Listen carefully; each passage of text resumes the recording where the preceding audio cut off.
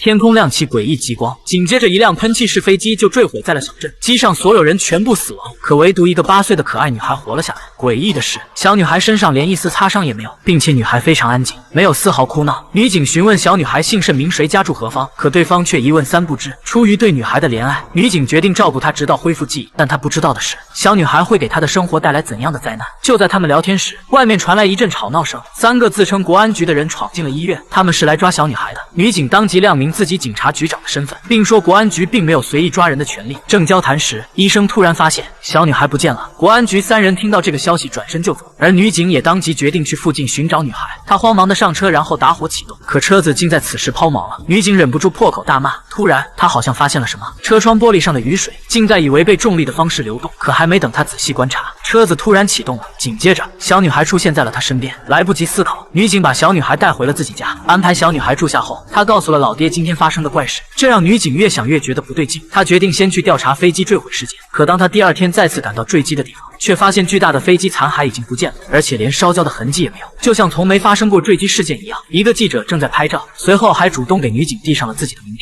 他说残骸已经被一群神秘人连夜清理走，还说自己知道飞机是从一个岛屿起飞的，他可以和女警合作调查这件事。女警并没有理会，他径直回到了警局。小弟告诉他，女孩父母已经找上了门，他们非常焦急，说当时他们在海滩边露营，不知道女孩跑了出来，想报警，但是手机没信号，所以现在才找了过来。女警想到了什么，她要男人给她一张女孩的最新照片，既然是父亲，想必照片不是问题。可男人当即变了脸色，他不打开手机，只说自己想见见女儿。女警见此情况也没有为难两人，而是说自己去给2人把咖啡热一下，但实际上他直接把杯子给了小弟，要他提取指纹，因为他断定2人不是女孩的亲生父母。但突然警局的电力就出现了故障，电灯开始闪烁，女警好像想到了什么，赶紧回到办公室，夫妻2人已经不见了。她立刻给前夫打去了电话，要前夫赶紧到自己家，把家人全部接到他们之前的老房子，不能带电话，自己会尽快和他们会合。黑哥闻言立刻按照女警要求，把一家人带到了老房子。不久后，女警赶到，她把假夫妻的事情告诉了大家。女警认为对方肯定没有发现她已经把人转移，但她显然低估了对方。